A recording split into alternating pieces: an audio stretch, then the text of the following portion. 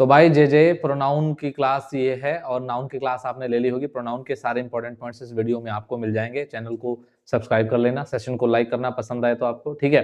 तो इस क्लास को शुरू करते हैं और बहुत कम टाइम में आपको ज्यादा चीजें पढ़नी है, इसलिए मैं इस वीडियो को आपको जितनी रिक्वायर्ड पॉइंट्स हैं सारे, जितने इंपॉर्टेंट सारे पॉइंट्स हैं वही मैं आपको इसमें पढ़ाने वाला हूँ, ठीक है। तो चलो शुरू करते हैं क्लास को बिना देरी किए हुए।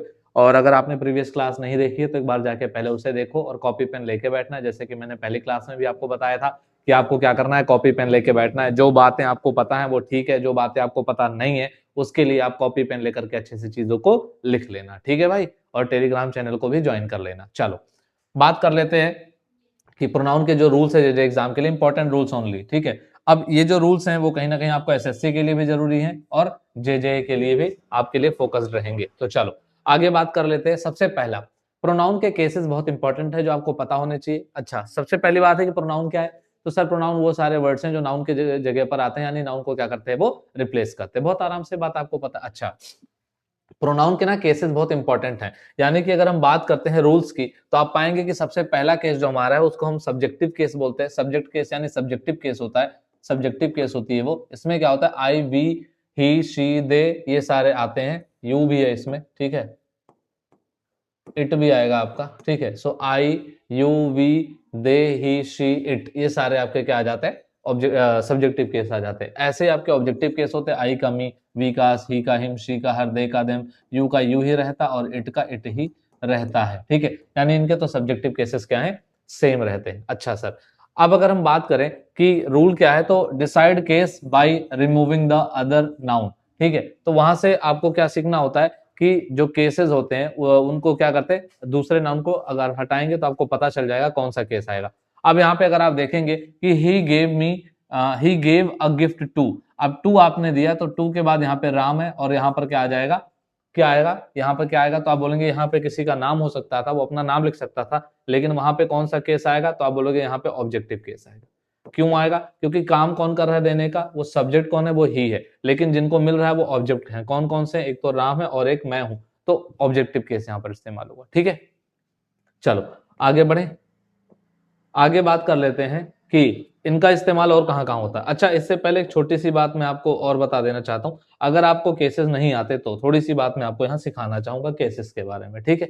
अच्छा, देखना कितने केसेस होते हैं। एक तो आपने अभी देखा कौन कौन से केस, सब्जेक्टिव केस, एक तो आपका हो गया सब्जेक्टिव केस, ठीक है। दूसरा आपका कौन सा होता है, पॉजेसिव केस, ठीक है। तीसरा आपका कौन सा केस होता है, ऑब्जेक्टिव केस, ठीक है। चौथा आपका कौन सा केस होता है, आप बोलोगे सर रिफ्लेक्सिव केस, ठीक है। और एक केस कौन सा आता है, एम्फेटिक केस, ठीक है भाई, एम्फेटिक। तो ये सारे हमारे जो हैं वो क्या है, वो केसेस हैं भाई। कौन कौन से केसेस हैं सर, सब्जेक्टिव, पॉजेसिव और ऑब्जेक्टिव, और कौन से, रिफ्लेक्सिव और एम्फेटिक। ये सारे हमारे क्या हो जाते हैं, केसेस हो जाते हैं। सब्जेक्टिव में आप बोलेंगे sir I, you, we, they, he, she और इट, ये हमारे सब्जेक्टिव केसेस, ठीक है। बात करेंगे अगर पॉजेसिव में, इसमें दो चीजें आती हैं, एक तो पॉजेसिव एडजेक्टिव आता है, ठीक है, और एक आता है पॉजेसिव प्रोनाउन आता है, ठीक है भाई। एक तो प्रोनाउन आएगा और एक आपका एडजेक्टिव आएगा। अच्छा सर, ऑब्जेक्टिव केस क्या होता है, अभी आपने देखा। अब इन दोनों केसेस की अगर हम बात करें तो आई का जो ऑब्जेक्टिव एडजेक्टिव वाला केस होता है, पॉजेसिव का, पॉजेशन का मतलब होता है अधिकार दिखाना, जिस पर हम अपना पोजेशन शो करते हैं। तो आई का जो केस बनता है वो क्या बनता है, माई, ठीक है। और इसका जो प्रोनाउन बनता है वो बनता है माइन।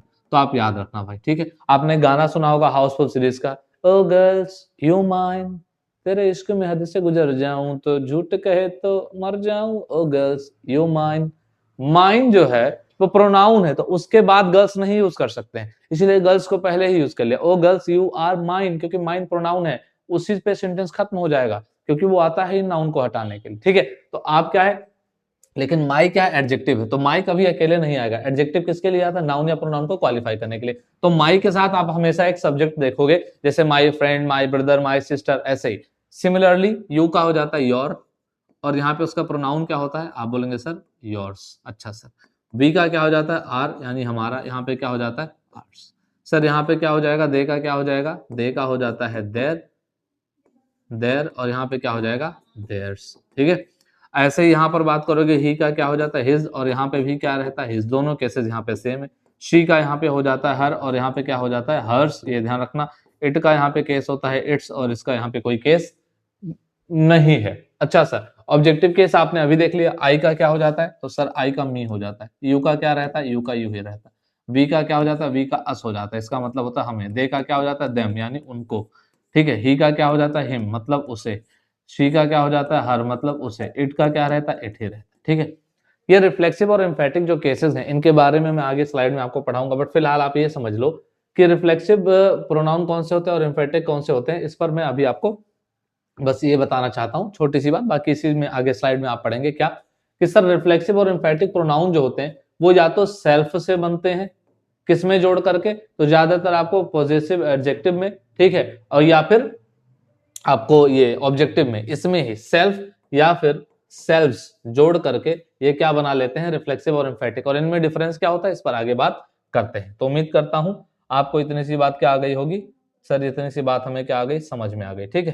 तो चलो अगले स्लाइड पर चलते हैं और यहां से आपके लिए हम करते हैं बातचीत, ठीक है। कौन सा केस, अभी हम यही देखा था जस्ट ये वाले, ठीक है। तो अब इसके आगे चलते हैं, इसके आगे क्या है सर, इसके आगे है कि आफ्टर प्रेपोजिशन, ये कौन सा रूल होता है कि आफ्टर प्रेपोजिशन कौन सा जो है वो प्रोनाउन आएगा। तो सबसे बड़ी बात ये है कि after prepositions always use objective, कोई भी अगर प्रेपोजिशंस लगते हैं तो उनके बाद आपको केस कौन सा लगेगा, तो आप बोलेंगे सर ऑब्जेक्टिव केस। जैसे एग्जांपल यहाँ पर आप देखिए क्या लिखा हुआ है, बिटवीन यू एंड मी, यहाँ पे यू एंड आई नहीं होगा, यू एंड मी होगा। कई बार लोग ऐसा मतलब एसएससी में कुछ ऐसे एक आध इंपॉर्टेंट पॉइंट्स हैं जहां पे हम पढ़ते हैं, जहां पे हम कंपैरेटिव डिग्री पढ़ते हैं, ठीक है, वहां पर हमें कई बार देखने को मिलता है कि सर यहाँ पे सब्जेक्टिव केस, दोनों ही सब्जेक्टिव केस भी इस्तेमाल होते हैं, वो कंपैरिजन के सेंस में होते हैं, वो मैं आपको एडजेक्टिव में जरूर पढ़ूंगा, ठीक है। बट फिलहाल आपको बस छोटी सी बात याद रखनी है, एग्जाम ओरिएंटेड पढ़ रहे हैं, बहुत छोटे छोटे में ही आपको क्लासेस निपटा रहा हूँ, सारे इंपॉर्टेंट पॉइंट्स, ठीक है।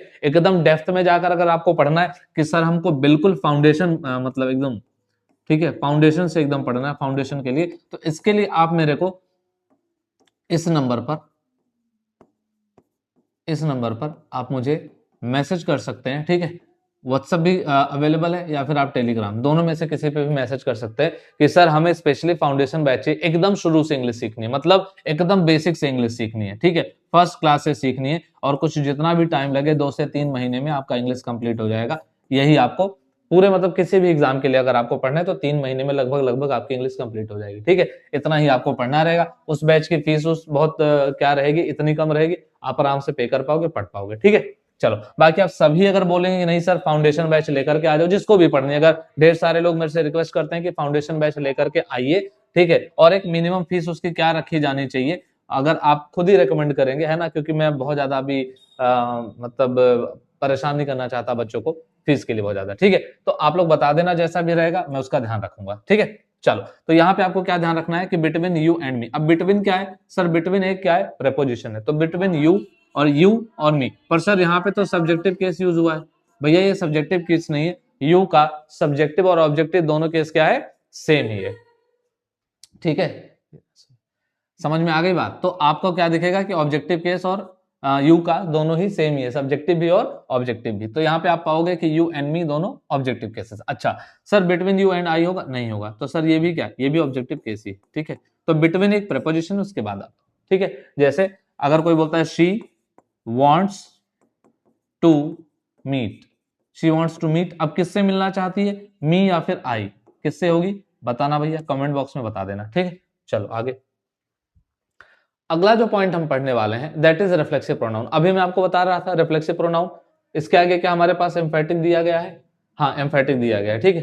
तो मैं आपको दोनों ही पहले समझा देता हूं बढ़िया से, उसके बाद हम इस स्लाइड पर आ जाएंगे, ठीक है भाई। तो सबसे पहले तो बात आप ये समझ लो, जैसे यहाँ पर क्या लिखा हुआ है, यहाँ पर जो कुछ भी लिखा हुआ है हम अपने स्लाइड पर चल लेते हैं जहां मैं आपको अच्छे से सारी चीजें बता पाऊंगा, ठीक है। चलो अब देखना है यहाँ पर सर रिफ्लेक्सिव रिफ्लेक्सिव और एम्फेटिक, ये दोनों समझा दो। एम्फेटिक, तो अब देखना सबसे पहली बात ना, रिफ्लेक्सिव और एम्फेटिक की हमें जरूरत क्यों पड़ी, क्या इसका इंपॉर्टेंस है, रिफ्लेक्सिव प्रोनाउन किसे कहते हैं, एम्फेटिक किसे कहते हैं, तो दोनों ही सेम टू सेम है, मतलब reflexive is equal to emphatic but not used equally, है ना। यानी कि रिफ्लेक्सिव जो है वो एम्फेटिक के जैसे दिखते हैं लुक वाइज, लेकिन उनका यूसेज क्या है वो अलग अलग है, ठीक है। बात समझ में आ जाए कमेंट बॉक्स में लिखना क्लास में मजा आया या नहीं आया। देखो सबसे पहली और सबसे इंपॉर्टेंट बात, सबसे पहली बात जो मैं आपको सिखाने चल रहा हूं वो क्या क्या है कि रिफ्लेक्सिव या एम्फेटिक प्रोनाउन कौन कौन से हैं। तो देखना मैंने आपको बताया कि या तो सेल्फ लगता या फिर सेल्व्स लगता, इन दोनों को मिला करके ही रिफ्लेक्सिव और एम्फेटिक बनते हैं। अच्छा सर ये दोनों ही सेम है। सेल्फ कब लगेगा, अगर आप जो भी प्रोनाउन बना रहे हो अगर वो सिंगुलर है, क्या है भाई, अगर वो सिंगुलर है तो उस केस में हम मतलब सेल्फ लगाएंगे, और अगर वो प्लूरल है तो उसमें क्या लगाते हैं, सेल्व्स लगाते हैं। तो आप बोलेंगे sir I, you, we, they, he, she और इट, इनके हमें रिफ्लेक्सिव या एम्फेटिक देखने। सर दोनों ही सेम है लुक वाइज, ठीक है। अच्छा तो आई का जो रिफ्लेक्सिव है वो क्या बनेगा, तो बोलेंगे सर आई का रिफ्लेक्सिव बनता है माई सेल्फ। क्या बनता है भाई, माई सेल्फ। क्या आपने ये टर्म सुना है, हाँ जी, तो आपको पहले से ही पता है। क्या इसका माई सेल्फ भी होता है प्लूरल, वैसा कुछ नहीं होता ऐसा। अच्छा सर यू का क्या होता है, सर यू का तो योर सेल्फ देखा है। अच्छा क्या इसका योर सेल्व्स हो सकता है, हाँ जी इसका योर सेल्व्स भी होता है। सर क्यों, एक इंसान हो उसको भी यू बोल सकते हैं, एक से ज्यादा लोगों को भी यू बोला जा सकता है। जैसे मान लो कि कोई एक बच्चे को बोले you are a good boy, लेकिन हो सकता है पूरी क्लास को बोली जाए कि यू आर गुड स्टूडेंट्स, ऐसे करके भी। तो यहाँ पे क्या हो जाएगा कि आप बोलोगे कि सर योर सेल्फ भी संभव है और योर सेल्व्स भी पॉसिबल है। बात समझ में आ गई। अच्छा आगे बात करेंगे कि वी का क्या हो जाएगा, आर सेल्फ। क्या आर सेल्फ नाम की कोई चीज होती है, तो आप बोलोगे सर ये कभी भी सिंगुलर के लिए इस्तेमाल नहीं किया जा सकता। इसका मतलब ये है कि आर सेल्फ नाम का कोई चीज नहीं होती। तो आर सेल्फ नहीं होती तो क्या होगी, तो आप बोलेंगे सर यहाँ पे सिर्फ इसका प्लूरल बनेगा, आर सेल्व्स बनेगा। ठीक है भाई, क्या बनेगा, आर सेल्व्स। तो क्या इसका कोई सिंगुलर होगा, आप बोलोगे नहीं होगा। अच्छा आगे और इंपॉर्टेंट बात, क्या इंपॉर्टेंट बात, सुनना ध्यान से, यहां सुनो ध्यान से। अच्छा सर दे का क्या बनता है, क्या देम सेल्फ नाम की कोई चीज होगी, सर नहीं, वो सिंगुलर के लिए होती है, ये तो प्लूरल है, दे प्लूरल है और प्लूरल के लिए हम कभी भी सेल्फ यूज नहीं कर सकते। तो क्या हो जाएगा, देम सेल्व्स। क्या बनेगा भाई, देम सेल्व्स। सर ही का क्या बनेगा, क्या हिमसेल्फ बनेगा क्या, हाँ सर एक चीज है, एक इंसान है, हिमसेल्फ बनेगा, हिमसेल्फ नाम की कोई चीज नहीं होती। शी का क्या बनेगा, आप कह देंगे सर हर सेल्फ बनेगा, हर सेल्फ नाम की कोई चीज नहीं। इट का क्या बनेगा, सर इट सेल्फ बनेगा। और एक सबसे इंपॉर्टेंट चीज जो वन नाम का एक प्रोनाउन आता है, इसके लिए हम वन सेल्फ यूज करते हैं, जो आप आगे जाकर के शायद आपको जरूरत पड़े इसके बारे में। ठीक है, तो वन का वन सेल्फ हो जाएगा। क्या और कुछ भी बचा, नहीं। तो ये सारे आपके इंपॉर्टेंट एम्फेटिक या फिर इन्हीं को आप रिफ्लेक्सिव प्रोनाउन बोल लेंगे। तो आपको पहचान में तो आ गई होगी। आप चाहो तो आप स्क्रीनशॉट इसके ले लो, इसके बाद में आगे बढ़ूं, दोनों के बीच में डिफरेंसेस आपको समझा देता हूं। आपने स्क्रीनशॉट ले लिया होगा। चलिए अब ये जितने भी हैं, ठीक है, ये जितने भी हैं इनको थोड़ा साइड किया जाए और डिफरेंसेस समझा जाए कि इन दोनों में अंतर क्या है। तो देखो भाई सुनना ध्यान से, बहुत इंपॉर्टेंट तरीके से, क्या कि सर रिफ्लेक्सिव और एम्फेटिक जो हमने प्रोनाउन सीखे हैं इनमें डिफरेंस क्या है। तो देखना रिफ्लेक्सिव प्रोनाउन क्या होता है, रिफ्लेक्सिव प्रोनाउन क्या होता है, तो रिफ्लेक्सिव प्रोनाउन वो प्रोनाउन होता है जिसमें जो एक्शन किसी सब्जेक्ट के द्वारा किया जाता है वो खुद उसी पर वापस उसका प्रभाव पड़ता है, यानी सब्जेक्ट पर ही। ठीक है, तो इसीलिए उसको रिफ्लेक्सिव बोलते हैं, क्योंकि वो जो भी एक्शन करता है वो उसी पर रिफ्लेक्ट हो जाता है, उसी पे वापस लौट आता है।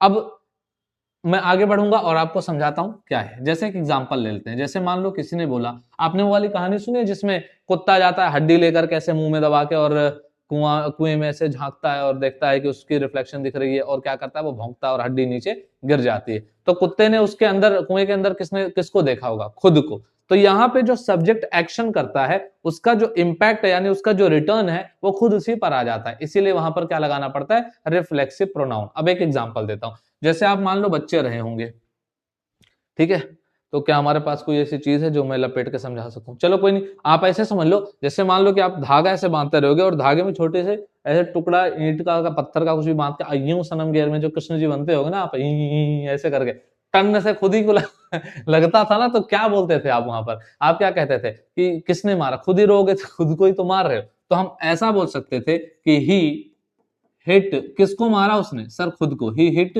Himself with a stone. उसने एक पत्थर से ना खुद को मार लिया। कई बार क्या होता था, यूं ऊपर चीजें उछालते थे आसमान में और ऐसे देखते रहते थे, खुद के मुंह पे आके गिर जाता था। तो हम क्या करते थे, वहां पे खुद को ही नुकसान कर लेते। तो यहाँ पे जो सब्जेक्ट है उसने एक एक्शन किया हिट करने का, बट उसने मारा ही किसको, खुद को। तो जो इंपैक्ट हुआ वो वापस उसी पर आ गया, और इसीलिए हम इसको रिफ्लेक्सिव प्रोनाउन के रूप में यूज करते हैं, जो कि वर्ब के बाद आती है। कहां पे आती है भैया, वर्ब के बाद आती है, ऑब्जेक्ट के फॉर्म में आती है। क्यों, क्योंकि इसका ऑब्जेक्ट बनेगा कौन, वो खुद ही, क्योंकि वो जो एक्शन कर रहा है वो उस पर खुद ही हो रहा है, और इसीलिए वही क्या बन जाएगा, ऑब्जेक्ट बन जाएगा। क्या इतनी बात ठीक है, आई मजेदार बात। अच्छा सर, तो सर एक बात बताओ, एक एग्जांपल और दे देते तो थोड़ा और क्लैरिटी आती। जैसे मान लो कोई कोई ऐसी खूबसूरत सी लड़की है, देखो खूबसूरत सी लड़की बोलते हुए ना जो तुम्हारे चेहरे पर हंसी आ रही, देखो भाई वैलेंटाइंस वीक चल रहा है, ध्यान मत देना, उस पर नौकरी चाहिए तो ठीक है, वो सब बाद में, पता नहीं कौन कौन सा डे मना रहे हैं।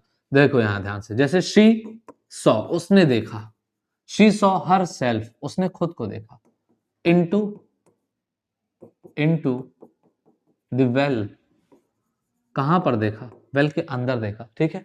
या इन द मिरर लिख लो, क्या बोलोगे sir, she saw her self in the mirror, खुद को शीशे में देखा हुआ उसको, थोड़ा और क्लैरिटी आएगी उसको। इन द मिरर, मिरर में देखा उसने उसको, अपने आप को, ठीक है सर, मिरर में देख लिया। अब क्या, she saw her self in the mirror. एक बात मुझे बताओ, उसने एक काम किया, क्या काम किया, देखने को, किसको देखा, खुद को ही देख लिया, यानी ये ऑब्जेक्ट हुई कि नहीं। तो ऑब्जेक्ट की जगह पर यहां पे होता क्या है, रिफ्लेक्सिव प्रोनाउन की जरूरत पड़ती है कि हमें सब्जेक्ट जो एक्शन करता है उसका ऑब्जेक्ट शो करना होता है, और वो जो एक्शन करता है वो खुद पर ही करता है, इसीलिए वहां पर क्या लगता है, शी सॉ, उसने किसको देखा, खुद को देख लिया, हर सेल्फ। तो इसी तरीके से बाकी सारे आप इस्तेमाल कर सकते हो रिफ्लेक्सिव प्रोनाउन के लिए। एक सेंटेंस बना करके कमेंट बॉक्स में लिख देना, जब मैं ये आपको पढ़ा रहा हूं, जब भी आप ये वीडियो देख रहे हैं, इसको पढ़ते ही वीडियो को पॉज कर लेना और एक सेंटेंस आप लिख करके भेज देना, मैं जरूर देखूंगा, ठीक है। चलो सर, अब एक बार बता देते हैं एम्फेटिक प्रोनाउन का, ऐसे कुछ कि एम्फेटिक का क्या है। तो अब आपको प्रोनाउंस तो पता चली गए, जो ये रिफ्लेक्सिव एम्फेटिक वाले। अब एम्फेटिक में क्या है, सुनना भाई। एम्फेटिक जो है, इसमें क्या होता है कि जैसे मान लो आपके घर में आप दो भाई बहन हो, या दोनों बहन या दोनों भाई हो। अब क्या हुआ, घर वाले जा रहे थे मतलब कहीं बाहर, और उन्होंने बोला सुनो बेटा, जब लौट के आए ना, पूरा घर एकदम चकाचक चमाचम साफ होना चाहिए, एकदम मजेदार। तो आपने बोला कि हाँ ठीक है पिताजी, अब मम्मी आप जाइए, और आप लौट के आएंगे, घर एकदम चमाचम मिलेगा। अब क्या हुआ कि वो लौट के आया और घर सच में चमाचम मिला। देखो पहले तो ये ताज्जुब वाली बात है, कैसे कर दिया आपने, लेकिन कर दिया तो तो अब उसमें क्या होता है कि वो कहते हैं कि वाह, घर को तुम दोनों ने मिलकर कितना चमका दिया, एकदम मजा आ गया एकदम देख करके, है ना। तो आप क्या कहते हैं कि ये जो मेरा छोटा भाई या छोटी बहन है ना, इसने कुछ नहीं किया पापा। हाँ पापा, इसने कुछ नहीं, मैंने खुद ये काम किया, मैंने खुद सारी सफाई करी। उसी को आप एम्फेसाइज कर रहे हो, whatever the action done by you is being emphasize by you. आपने जो कुछ भी किया है, उस एक्शन को जब आप जोर दे करके कहना चाहते हो, तो वहां पे आप मैंने के बाद खुद बोलते हो। उस खुद के लिए हम एम्फेटिक प्रोनाउन का इस्तेमाल करते हैं कि मैंने खुद किया है ये काम, ठीक है। मैंने खुद अपनी आंखों से देखा पापा, वो बिस्किट चुरा के खा रही थी। कौन, पूजा नहीं। अब सुनना ध्यान से इस बात को, कौन खाएगा बिस्किट चुरा के, ठीक है भाई। पूजा हंस रही है, दूसरी पूजा जो चुराती है वो तो आई नहीं आज। अच्छा, अब यहां पे देखना एक बात, सर सेंटेंस में यूज कैसे करेंगे, जैसे I myself saw her stealing क्या, पिज्जा। वो पिज्जा चुरा रही थी भाई, मैंने उसको पिज्जा चुराते हुए देखा। अच्छा सर,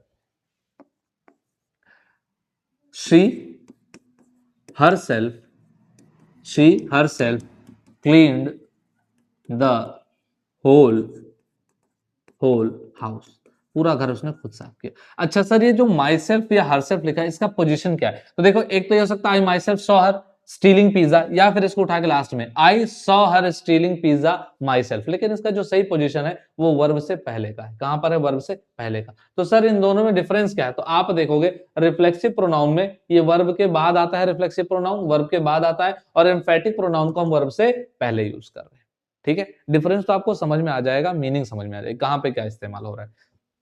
इसमें जो सब्जेक्ट काम कर रहा था उसका वो इंपैक्ट खुद पर दे रहा था, यहां ऐसा नहीं होता। मैंने खुद देखा, बस इस पर जोर दी जाती है। क्या देखा, खुद को नहीं देखा, किसी और को देखा, चोटी को जो पिज्जा चुरा रही थी, चोटी है वो, ठीक है।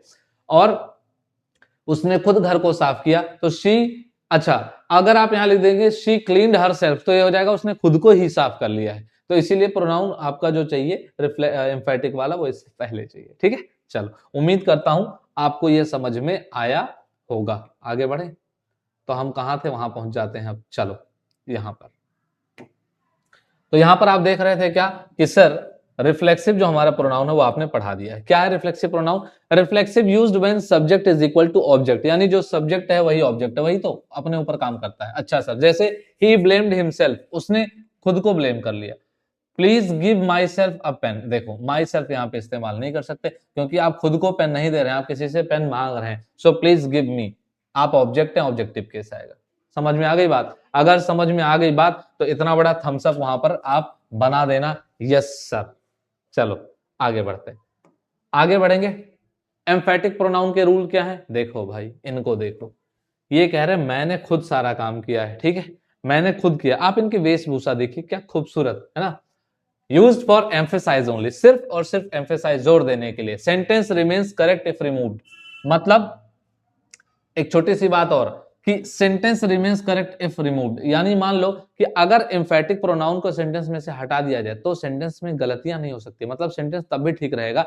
यानी कि उसका इस्तेमाल सिर्फ एम्फेसाइज करने के लिए है। जैसे I myself will attend the hearing, मैं खुद हियरिंग देखूंगा, मैं खुद ही जाऊंगा उसमें, मैं खुद जाऊंगा हियरिंग में। आई माई सेल्फ विल अटेंड, तो आप देख पा रहे इसके तुरंत बाद एम्फेटिक लगाया, यानी कि जोर देना चाहेंगे यहाँ पे, वो जोर देना चाहते हैं कि मैं खुद जाऊंगा, मैं खुद जाऊंगा, जोर। लेकिन अगर मान लो इसे हटा दिया जाए तो I will attend the hearing, मैं हियरिंग अटेंड करूंगा, बस वही बात हो, मैं खुद ही जाऊंगा, यही बोलने के लिए क्या लग रहा है? एम्फेटिक। बोलो बात समझ में आई भाई? मजा आ रहा है कि नहीं, एक बार बता देना। ठीक है, चलो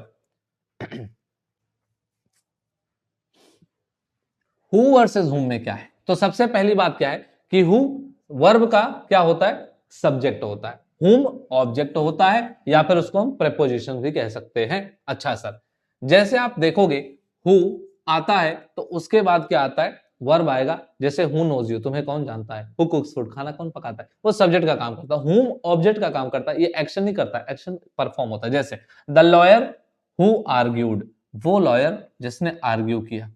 तो ये जो हु आया, इसके बाद आपको वर्ब की सेकंड फॉर्म दिख रही है, तो इससे पता चल रहा है ये काम किसका कर रहा है? सब्जेक्ट का, वो लॉयर जिसने आर्ग्यू किया। अच्छा, द लॉयर हुम आई मेट, वो लॉयर जिससे मैं मिला। ये देखो, आप मिले किसी से, तो यहां पर सब्जेक्ट आप हैं, यहां पर हुम ऑब्जेक्ट है जो इस्तेमाल किया गया लॉयर के लिए।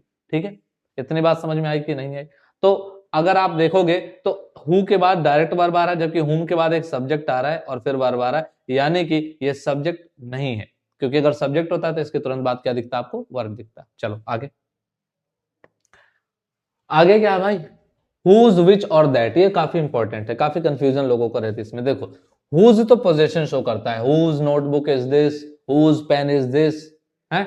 अच्छा, विच क्या आता है? वो थिंग्स के लिए आता है, चॉइस के टर्म में। किसके टर्म में सर? चॉइस के टर्म में आता है। किसके टर्म में आता है?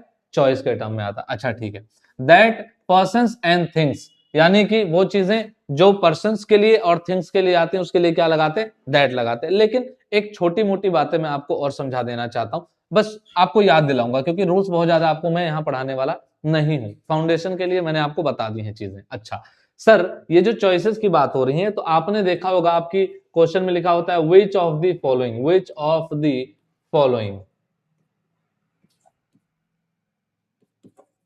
विच ऑफ द फॉलोइंग, आप ऐसे बोल दो, यानी कि इनमें से कौन सा, इनमें से कौन सा। तो चॉइस के लिए विच का इस्तेमाल होता है, दैट का इस्तेमाल पर्संस और थिंग्स के लिए कर सकते हो। लेकिन कैसा केस होता है, बहुत इंपॉर्टेंट बात समझने वाली। जैसे मान लो कोई चीज है तो उसके लिए तो आप दैट लगाओगे, ठीक है। मान लो कोई एनिमल आया, जानवर आया, तो उसके लिए दैट लगा दोगे। इंसान के लिए जब द सेम, यानी किसी स्पेसिफिक इंसान के लिए जब बात होगी तब दैट लगाएंगे। The boy that came, the boy who came, ऐसा नहीं बोलेंगे। The boy that came, the same boy, the same person, the same man that came, sorry ठीक है, the same man, the same person that came, who came नहीं। तो जब ये ऐसा कुछ सिनेरियो आता है वहां पे दैट लगाते हैं। ठीक है, आगे the lawyer whose file is missing, जिसकी फाइल, तो फाइल पे अधिकार दिखाना है, हुज यानी पोजेशन शो करना है। समझ आई बात? आगे बढ़े, ठीक है भाई। अब देखो ईच एवरीवन, अब देखो ईच हो जाए, एवरीवन हो जाए, anyone, somebody, everybody, nobody, somebody, ऐसा कुछ भी आ जाए, तो ऐसे केस में क्या होता है, हमेशा ये वर्ब कैसा लेते हैं, ये वर्ब लेंगे हमेशा सिंगुलर। कैसा वर्ब लेंगे, हमेशा सिंगुलर, क्योंकि ये डिस्ट्रीब्यूटिव प्रोनाउन होते हैं, ये एक एक चीज को डिस्ट्रीब्यूट करते हैं, तुमको भी मिला, तुमको भी मिला, हमको भी मिला, बराबर से। ठीक है भाई, तो वहां पे क्या लगता है, वर्ब सिंगुलर होता है। ईच, एवरी, एवरीवन, समवन, ये सारे सिंगुलर होंगे। ठीक है, और ये भाई साहब जो हैं, ये यही बात, ये हेडफोन लगा करके सुन रहे हैं जैसे आप मेरी वीडियो देख रहे होंगे। तो ईच ऑफ द स्टूडेंट्स, अब देखो सर यहाँ स्टूडेंट्स क्यों है, क्योंकि ईच स्टूडेंट्स होंगे नहीं तो वो चुनेगा किसको, डिस्ट्रीब्यूट कैसे करेगा, इज प्रेजेंट, तो यहाँ पे वर्ब कैसा दिख रहा है आपको, सिंगुलर, ये बात ध्यान रखा। अच्छा सर, एवरीवन फॉरगॉट हिज और हर आईडी, तो यहाँ पर क्या हो जाएगा, हर कोई किसकी आईडी भूल गया, देयर नहीं, तो क्या हिज या हर यूज कर सकते हैं, हाँ यूज कर सकते हैं। ठीक है, अगला और नेदर की, अगला हमारा इधर और नेदर, इसका यूज कहां पे करते हैं भाई, क्या है, तो आंटी कह रही देखो भाई, इधर दिस या फिर कुछ भी नहीं, नीदर दिस या फिर कुछ भी नहीं, ये तो या तो ना तो, ऐसे। तो इधर का जो केस है वो जरा ध्यान से समझना, इधर नेदर का, देखो इधर मतलब या तो, ऐसे बोलते हैं सिंगुलर। पहली बात तो ये वर्ब कैसे लेंगे, सिंगुलर। अच्छा अब ध्यान से सुनना, इधर of the answers is correct, यानी कि यहां पर दो आंसर्स होंगे, कितने आंसर्स होंगे, दो, उनमें से किसी एक को चुनने के लिए इधर लगेगा, इधर of the answers is correct, इनमें से कोई एक आंसर क्या है, correct. Neither of the boys was present, यानी अगर बात करें तो ना तो ये वाला ना तो ये वाला, दोनों में से कोई भी एक प्रेजेंट नहीं थे। समझ आई बात। अच्छा आगे बढ़े, इधर नेदर का इस्तेमाल समझ में आ गया। बाकी सब्जेक्ट वर्ब एग्रीमेंट की एक क्लास लाऊंगा, उसमें इनका रोल थोड़ा सा अलग है, वो रूल मैं आपको थोड़ा सा वहीं पे समझाऊंगा। चलो, बहुत हेक्टिक नहीं बना रहा वीडियो, बहुत कॉम्प्लिकेटेड नहीं बना रहा। अच्छा सर, इंडेफिनिट प्रोनाउंस कौन से होते हैं, देखो पहली बात तो कुछ ऐसे प्रोनाउंस हैं जो अनिश्चित होते हैं, जिनसे ये नहीं पता चल पाता एग्जैक्ट नंबर ऑफ थिंग्स कितनी है, जैसे मेनी पीपल, अब कैसे जान पाओगे कितने लोग थे, जान पाओगे नहीं। फ्यू पीपल, अब पता चलेगा एक थे, दो थे, चार थे, 10 थे, 15 थे, पता नहीं फ्यू के। सेवरल, बहुत सारे लोग, तो कैसे पता चलेगा, तो इसीलिए इनको क्या बोलते हैं, इंडेफिनिट। ईच मतलब कितना होता है, 1 2 3 4 5, एक एक पता नहीं कितने होंगे। एवरीवन में से कितने आ गए पता नहीं। नोबडी, कोई भी नहीं, कोई भी नहीं सर, ये तो पता है इंडेफिनिट, तो इंडेफिनिट ही है ना, कोई भी नहीं मतलब कितने नहीं, एक नहीं, दो नहीं, कोई भी नहीं, जीरो ही है ना, तो वो तो वैसे इंडेफिनिट हो गया। सर कॉन्टेक्स्ट क्या है, कॉन्टेक्स्ट बेस्ड क्या हो जाएगा, नन, तो नन ना कॉन्टेक्स्ट के बेस में होता है, हम कैसे उस चीज को देखते हैं, जैसे none of the work is done, कोई भी काम नहीं किया गया, तो ये कॉन्टेक्स्ट बेस्ड होता है। अच्छा अब सर इनका इस्तेमाल जब भी हम करेंगे तो आप ध्यान देना, ये प्लूरल होते हैं और ये क्या होते हैं, सिंगुलर होते हैं। ठीक है, तो इनके साथ वर्ब का आप लोग क्या रखेंगे, ध्यान रखेंगे। चलो आगे, अब यहाँ पे कुछ डेमोन्स्ट्रेटिव प्रोनाउन भी हैं। डेमोन्स्ट्रेटिव का मतलब डेमोन्स्ट्रेट करते हैं, ये देखो जैसे ये सारे लोग हैं, तो this that, this is a flag, that is something, ऐसे करके। तो दिस अगर कोई चीज पास में होती है उसके लिए दिस लगाते, दूर होता है तो दैट लगाते, और वो होते हैं सिंगुलर। और अगर वही चीज एक से ज्यादा हो जाए तो दिस का हो जाता है दीज, और दैट का हो जाता है दोज, पास में है तो दीज और दूर है तो दोज, ऐसे तो वो प्लूरल हो जाते हैं। तो इनके साथ वर्ब कौन सा लगेगा, इनके साथ वर्ब लगेगा सिंगुलर, और इनके साथ वर्ब कैसा लगेगा, तो आप बोलेंगे इनके साथ वर्ब लगेगी प्लूरल। बात समझ में आई कि नहीं, आगे बात, चलो आगे। जैसे दीज आर माई नोट्स, ये जो है वो किसके नोट्स हैं, मेरे नोट्स हैं। दिस आर माई नोट्स, नहीं ये गलत बात हो गई। ठीक है भाई, बात समझ में आई। These are the people. आगे सर पॉजेसिव प्रोनाउन के रूल क्या है, तो देखो भाई ये तो मैं आपको वैसे बता चुका हूं, अधिकार बताएंगे जैसे ये है, और प्रोनाउन कौन सा, ये है। अब देखना, दिस बुक इज माइन, यहाँ पे जो बुक है वो क्या है, नाउन है। बुक क्या है भाई, नाउन है, तो इसके लिए यहाँ पे प्रोनाउन आएगा, तो इसके आगे नाउन नहीं लिख सकते, यानी this this book is mine, ये ठीक है, लेकिन आप इसको ऐसे नहीं लिख सकते कि दिस इज माइन बुक, आप ऐसे नहीं लिख सकते, ध्यान रखना भाई इस बात को। आप ऐसे नहीं लिख सकते कि दिस इज माइन बुक, क्योंकि प्रोनाउन आता ही है नाउन को हटाने के लिए। बात समझ में आई। और यहां पे आप क्या लिखना चाह रहे हैं, एडजेक्टिव। बुक क्या है, नाउन, एडजेक्टिव किसके लिए आता है, नाउन या फिर प्रोनाउन के लिए। तो एडजेक्टिव नाउन या प्रोनाउन के लिए आता है, तो क्या आप इसको यूज कर सकते, नहीं, आपको एडजेक्टिव चाहिए, इसीलिए यहां पर क्या आएगा, माई बुक। अगर लिखेंगे तो ऐसे लिखेंगे कि दिस इज माई बुक, कैसे लिखेंगे आप, दिस इज माई बुक। अच्छा sir this book is my, नहीं, दिस बुक इज माइन, ऐसे लिख सकते हैं। यानी कि अगर आप नाउन का यूज पहले करेंगे तो आप प्रोनाउन का इस्तेमाल आपको यहां पे करना पड़ेगा। ठीक है, चलो अगला। अगला क्या है सर, कुछ नहीं, pronoun questions are solved by case plus agreement plus position इनका आप क्या रखेंगे, ध्यान रखेंगे। ठीक है भाई, बात समझ में आ गई। तो प्रोनाउन की क्लास आपको कैसे लगी आप बता देना। हाँ, अब जो हमारी जो अगली क्लास है इसमें मैं आपको छोटी सी बात बताना चाहता हूं, कुछ छोटी छोटी बातें। देखो, जैसे नाउन की क्लास हो गई, हाँ जी सर हो गई, प्रोनाउन की क्लास हो गई, हाँ जी सर हो गई। तो अब इन दोनों का मिक्स प्रैक्टिस मैं आपको अगली क्लास में करवाऊंगा, mix practice of noun plus pronoun. ठीक है, अगर कोई चीज छूट गई होगी जो आपके एग्जाम के पॉइंट ऑफ व्यू से जरूरी है, तो उसके लिए हम क्या करेंगे, उसके लिए हम आपको उसी क्वेश्चन का जो अपना प्रैक्टिस सेट है उसी के फॉर्म में आपको चीजें समझा देंगे। ठीक है, तो चलो बात को यहीं खत्म करता हूं, मैं आपसे मिलूंगा अगले वीडियो में। तब तक के लिए क्या भाई, जय हिंद।